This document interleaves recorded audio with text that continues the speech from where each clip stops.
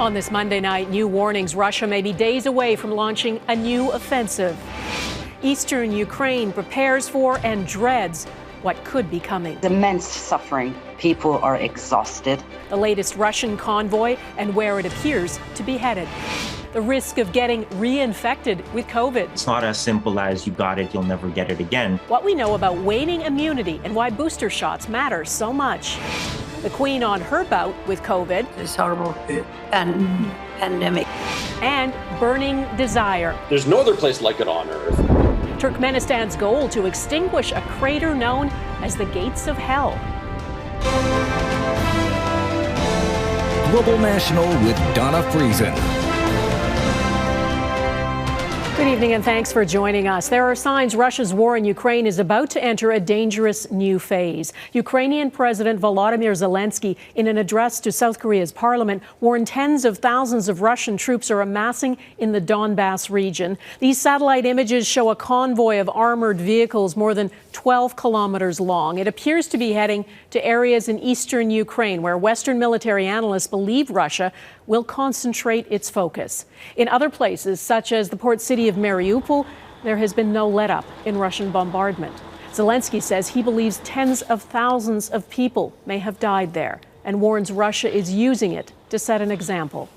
It is feared Russia's assault on the east could begin within days, and there's pressure once again for the West to provide more weapons to Ukraine before it's too late.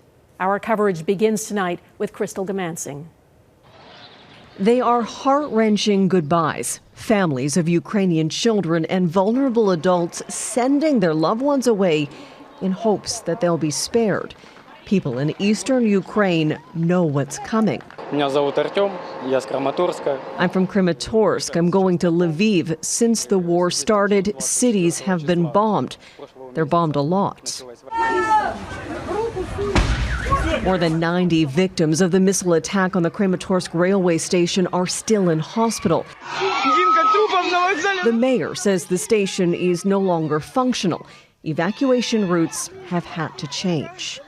We have to do our best to make all women and children leave the territories. Official accounts say at least 142 children have been killed, but that number is likely to be much higher. Russia is accused of striking a theater being used as a shelter in Mariupol in March, despite the word children being written in large letters on the site. The city has been decimated. Estimates are that 20,000 civilians have been killed and the fighting continues. These images reportedly show Russian tanks being blown up. But Russian reinforcements are on their way. A tank convoy on the road to Mariupol. Western intelligence suggests Russia is trying to double or even triple its presence in the south and east. These are things that we can do. Lucille Marbo is a Red Cross worker on the ground in Ukraine. Last week, she helped get 1,000 people to safety. Immense suffering, of course, from the population. People are exhausted physically, psychologically.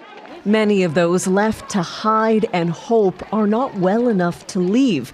The Red Cross is working to get emergency supplies into eastern cities such as Slovyansk that are trying to prepare for attacks, all too aware of the destruction and desperation that may lie ahead. Goomansingh, Global News, London. Canada is imposing new sanctions targeting 33 entities in the Russian defense sector. Foreign Affairs Minister Mélanie Joly says the organizations have provided support to the Russian military and are complicit in what she calls Vladimir Putin's senseless war in Ukraine. Canada has imposed sanctions on more than 700 individuals and entities from Russia, Ukraine, and Belarus. Austria's chancellor held face-to-face talks with Vladimir Putin today, saying he wants to exhaust all possibilities of bringing an end to the violence. Austria is not a NATO member and does not support cutting off supplies of Russian gas. How much influence it has is not clear. As Jackson Proskow reports, what Ukraine says it really needs is more help, especially with heavy weapons. Ukraine's pleas for aid found an audience in Seoul, where President Zelenskyy asked South Korea's parliament for the weapons to win the war. What can be essential for us, you have it, he told lawmakers. Battered, bombed out, and now bracing for the next onslaught, Ukraine sees little chance Russia will find reason to stop its attack. Fresh off a visit to Kyiv and having witnessed the horrors of Bucha, the Austrian Chancellor met with Vladimir Putin, where he came to the same grim conclusion. I have no optimistic impression that I can report to you from this conversation, he said. The next offensive is being prepared on a massive scale. In an interview with state TV, Russia's foreign minister lowered expectations even further, warning Russia will not stop its assault to allow for peace talks. There would be no pause so long as a final agreement is not reached and signed, said Sergei Lavrov. Having failed to use the pen, the West will instead turn to the sword. After Boris Johnson made a surprise trip to Kyiv Saturday, the UK says it will send more weapons. The EU says it will speed up the pace of weapons deliveries and consider sanctions on Russian oil and gas. The U.S. says it's looking for ways to bolster Ukrainian air defenses immediately. We want to try to get them long-range air defense systems that we know they know how to use. Ukraine has warned the lull in fighting is a critical window for resupply ahead of the next, more brutal phase of the war. With diplomacy off the table, the West is still holding back from direct combat, but seems to have hardened its resolve to give Ukrainians a fighting chance. Jackson Proskow, Global News, Washington. Russia is warning two of its Nordic neighbors, Finland and Sweden, against joining the NATO military alliance. Kremlin spokesperson Dmitry Peskov claims an expansion to include the two countries would not bring security or stability to Europe. He told reporters the alliance remains what he calls a tool geared towards confrontation. Last week in Brussels, NATO leaders and foreign ministers discussed admitting Sweden and Finland. The Times of London is reporting possible bids for membership could come as early as June. Back in this country, Ontario's top doctor held his first briefing today in over a month. Dr. Kieran Moore said it's clear the province is in a sixth wave of COVID-19 driven by the BA2 variant. He strongly recommends people wear masks in indoor public settings, but says he will not be making them mandatory. Yes, we're seeing a rise in risk, and that will be for the next probably 6 to 8 weeks that we'll have a rise in risk of transmission, and we have the tools to mitigate it. One of those tools, he says, is getting the COVID booster shot. We know the effect vaccines have on COVID. They dramatically reduce the risk of serious illness and death, but they don't prevent people from getting infected with COVID or even from getting it more than once. And as new variants emerge and scientists learn more about waning immunity, there are reasons to be vigilant. Mike Drolet reports. Judging by the number of people foregoing masks at large sporting events here, Ontario seems to be over COVID. However, the numbers show that we're well into the sixth wave, with a recent spike in cases adding to the estimated 5 to 6 million Ontarians who contracted Omicron since December. The difference from earlier in the pandemic? Hospitalization numbers have stayed low. Still, one recent statistic is drawing a fair amount of attention. For a time, reinfection was considered rare, yet over the past 6 months, almost 12,000 Ontarians have caught COVID for a second time, the majority between the ages of 20 and 59. I think a lot of people were lulled into believing that, if they caught COVID, they would be fine forever. And the reality is, there's a few things working against that. For one, he says the virus keeps mutating, so antibodies from one variant won't work as well for another. Also, only 47% of Canadians are triple vaxxed. And while it was originally believed catching COVID could provide years of immunity, recent studies have shown 4 to 5 months is more accurate. We have seen that there is a benefit from being immunized against BA2. There's still strong protection levels. It's just that over time your protection levels do fade from around 90% protection against BA2 to 80 to 70 to 60 over time. On social media, the reinfection numbers have stoked the discord over vaccines, frustrating doctors who argue explaining immunity is about more than one statistic. The immune system is very, very complicated, unfortunately. It's not as simple as you got it, you'll never get it again. Studies are being conducted on reinfection, but any real data will take time to collect, leaving much of Canada in COVID status quo. Mike Drolet, Global News, Toronto. Prime Minister Justin Trudeau was in British Columbia today promoting his government's plan to get more electric vehicles on Canadian roads. He explained measures included in last week's federal budget to make EVs a more affordable option.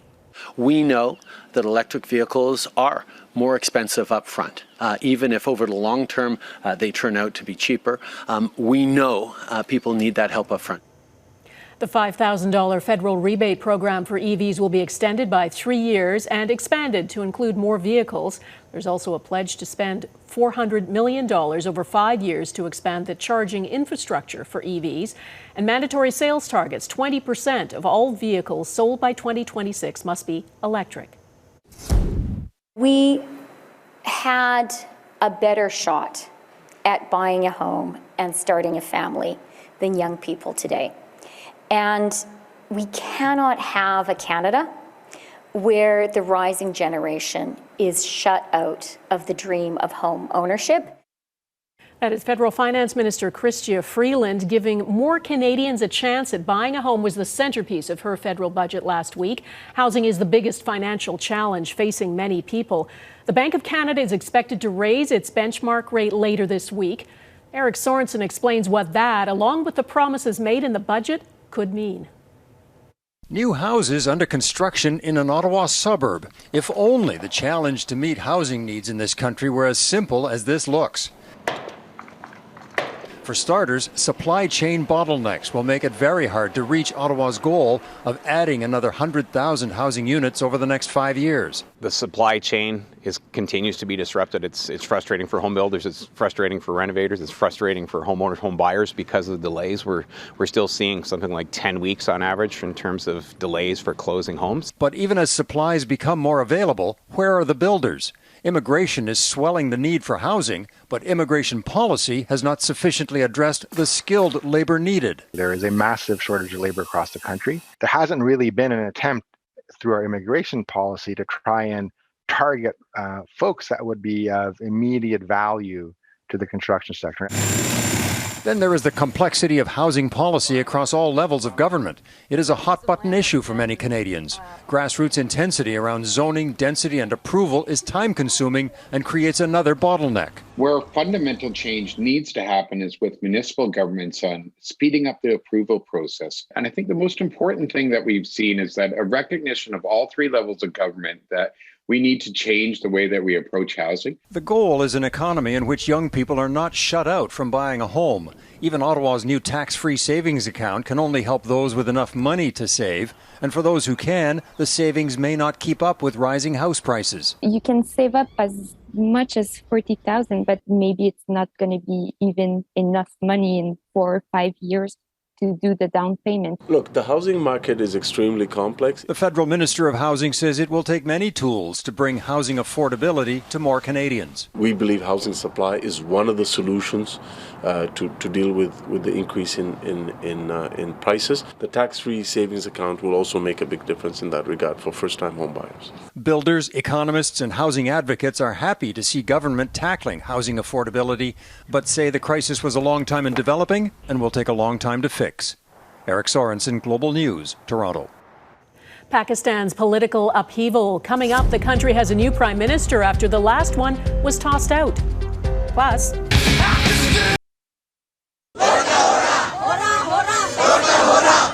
Sri Lanka's prime minister is calling for calm in the country's capital and resisting calls to resign. Anti-government protesters occupied the entrance to the president's office for a third day, demanding he step down. They're angry over the government's handling of the worst economic crisis in decades. It's left the country on the cusp of bankruptcy.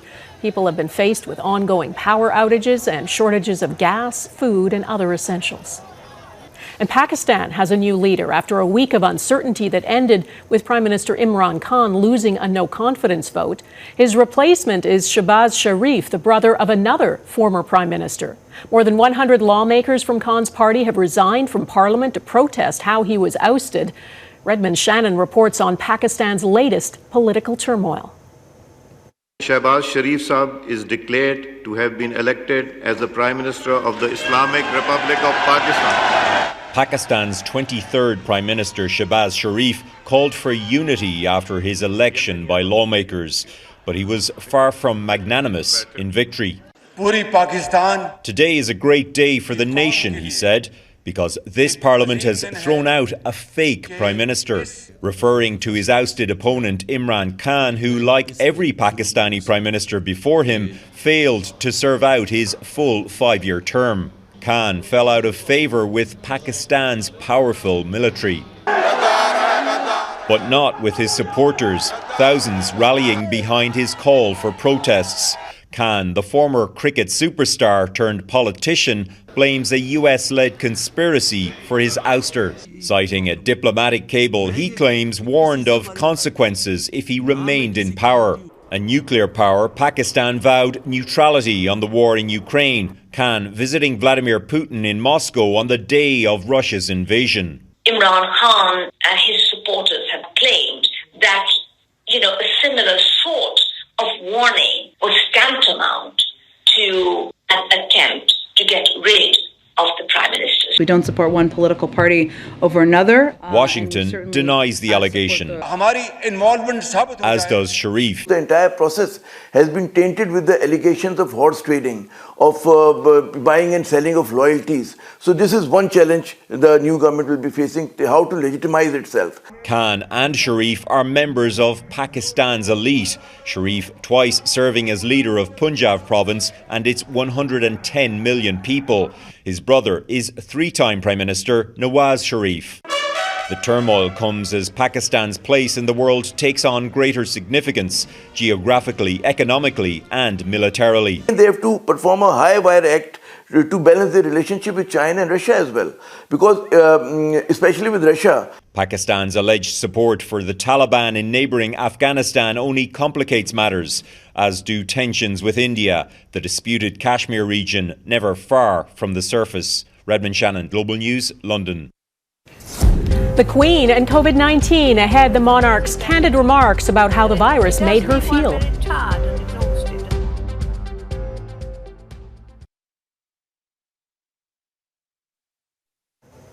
We've heard lots of people talk about their experience having COVID-19, but not the Queen. The 95-year-old who rarely reveals anything personal talked today about her bout with COVID during a virtual visit with nurses and patients at a London hospital. I'm glad that you're getting better, and it does leave one very tired and exhausted, doesn't it? This horrible pandemic. It was the bad. The Queen expressed sympathies to a former patient who had been seriously ill with COVID-19 and lost his father and brother to the virus. The monarch, who turns 96 on April 21st, tested positive in February but carried on with her duties from home. Buckingham Palace said she experienced mild cold-like symptoms.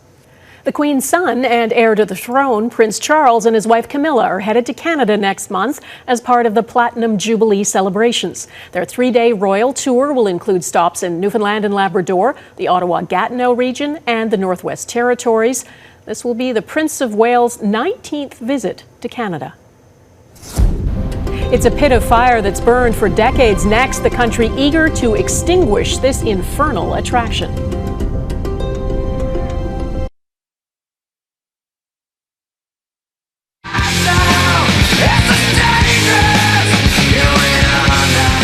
It was Nirvana's biggest hit, and now the guitar Kurt Cobain played in the music video for Smells Like Teen Spirit is up for auction.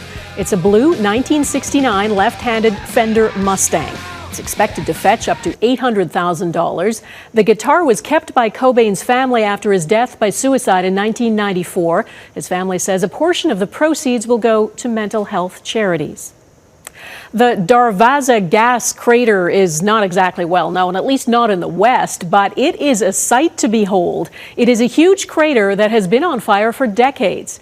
It's off the beaten track in central Turkmenistan, and it's about the size of a hockey rink. Mike Armstrong explains why it exists and why the government has decided it's time to put a lid on it. As nicknames go, the Darvaza gas crater has one that feels like it fits. An open pit burning for years, locals call it the gateway to hell.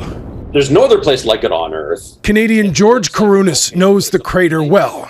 An explorer and adventurer, he's actually been inside. You totally expect the devil himself to come jumping out of this crater with horns and a pitchfork in the tail and the whole works. So I totally understand how it got the name Gateway to Hell. Now, it looks a lot like a volcano. It's not. Karunas describes it as part natural phenomenon and part industrial accident. There are conflicting timelines and conflicting histories. But somewhere around 1970, a sinkhole collapsed, either naturally or because a crew was drilling for oil, and methane gas started spewing out. Soviet authorities decided the best way to get rid of that gas was to set the crater on fire and let the methane reservoir underground eventually burn itself out. That was literally decades ago, and it's burning as brightly today as it was 10, 15, 20, 30, 40 years ago. While the burning of the methane may be better for the environment than just letting it escape, it's still bad. So the Turkmenistan government is hoping to seal it up. It's studying pitches from scientists on how to do that, and it has the financial backing of an international development bank. There is recognition that just hoping it runs out isn't a great option. Yeah, so the gates of hell. There are those who might miss it, mostly adventurers looking to cross something off a bucket list. I think it's ready. Or in this guy's case, to cook a marshmallow over it. Turkmenistan's former president actually used the crater as part of a campaign in 2019 to demonstrate his vitality, doing donuts in the desert beside the gates of hell. Well, the country now hopes closing those gates, sealing it off, they can put it to a better use and capture the natural gas instead. Mike Armstrong, Global News. And that is Global National for this Monday. I'm Donna Friesen. Tonight's Your Canada is Shuswap Lake near Salmon Arm, BC. We'd love to see Your Canada. Please email it to viewers@globalnational.com. Thanks for watching. Hope to see you here again tomorrow. Take care of yourselves. Bye-bye.